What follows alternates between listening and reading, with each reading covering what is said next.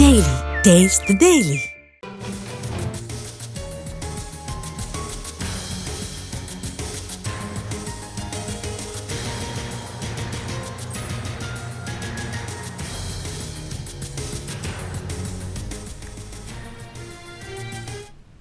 AP నకిలీ మద్యం కేసులో ఎక్సైజ్ శాఖ దూకుడు పెంచింది. నిందితుల కస్టడీ విచారణలో కీలక ఆధారాలను సేకరించింది. నకిలీ మద్యం తయారీ rock star Andhra wine shop ని గిరిధర్ రెడ్డి కొనుగోలు చేసినట్లు తెలిపాడు కట్టా సురేందర్ నాయుడు.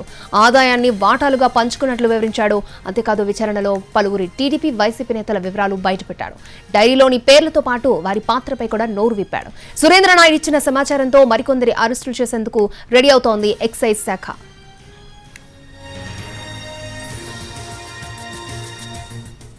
ఇదే అంశానికి సంబంధించి మరిన్ని వివరాలను మా ప్రతినిధి కార్తిక్ మనకు అందిస్తారు.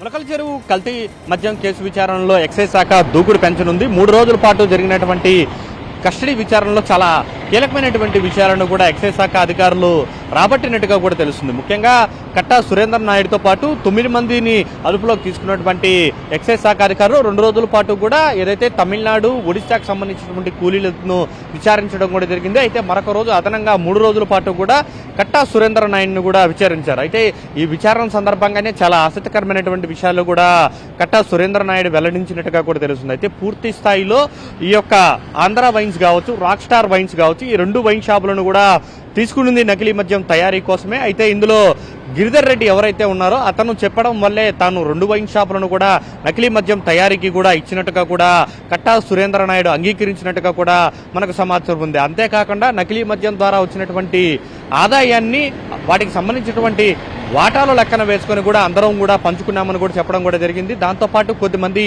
వైఎస్ఆర్ కాంగ్రెస్ పార్టీకి సంబంధించినటువంటి కొద్దిమంది నేతల పేర్లు కూడా కస్టడీ సమయంలో కట్టా సురేంద్ర నాయుడు వెల్లడించారని చెప్పి కూడా మనకు సమాచారం ఉంది. ఈ నేపథ్యంలో చాలా ఆసక్తికరమైనటువంటి విషయాలను 3 రోజుల పాటు కూడా రాబట్టుకున్నటువంటి ఎక్సైజ్ శాఖ అధికారులు తదుపరి చర్యలను కూడా ప్రారంభించబోతున్నారు. ముఖ్యంగా ఏదైతే సోదాల్లో దొరికినటువంటి డైరీలో దాదాపు 70కి పైగా పేర్లు ఉన్నటువంటి నేపథ్యంలో ఆయా పేర్లకు సంబంధించి ఆ పేర్లు అనేది ఒరిజినలా లేదంటే దాన్ని కూడా కోడ్ రూపంలో పెట్టారా, ఆయా వ్యక్తుల పేర్లేంటి, వారికి సంబంధించి ఈ యొక్క నకిలీ మద్యానికి సంబంధించినటువంటి పాత్ర ఏమైనా ఉందా, ఈ రెండింటి విషయాలకు సంబంధించి ఎక్కడెక్కడ ఎవరెవరికి ఎలా ముడుపులు ఇచ్చారు, వాటన్నిటి మీద కూడా పూర్తి స్థాయిలో ఈ యొక్క విచారణ అయితే సాగించినట్టుగా కూడా తెలుస్తుంది. దీని ద్వారానే తదుపరి అడుగులు అనేది కూడా ఎక్సైజ్ శాఖ అధికారులు కూడా తీసుకోబోతున్నారు. ముఖ్యంగా కొద్దిమంది పేర్లు బయటకు వచ్చినటువంటి నేపథ్యంలో వారందరికీ కూడా త్వరలోనే నోటీసులు ఇవ్వడానికి కూడా సమాయత్తమవుతున్నారు ఎక్సైజ్ శాఖ అధికారులు. ముఖ్యంగా ఈ కేసు విషయంలో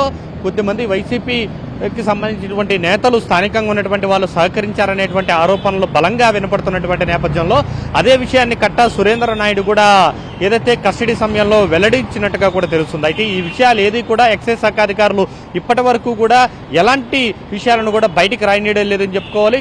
చాలా కొద్ది మందికి మాత్రమే, ఇది ఉన్నతాధికారులకు మాత్రమే ఆయా కస్టడీకి సంబంధించినటువంటి విచారణ వివరాలను కూడా అందిస్తున్నటువంటి పరిస్థితి. ఈ నేపథ్యంలో పూర్తి స్థాయిలో ఈ యొక్క 3 రోజుల కస్టడీ తర్వాత మరిన్ని కీలకమైనటువంటి పరిణామాలైతే ములకల చెరువు నకిలీ మద్యం కేసులో అయితే కొనసాగేటువంటి అవకాశాలు అయితే చాలా స్పష్టంగా ఉంది.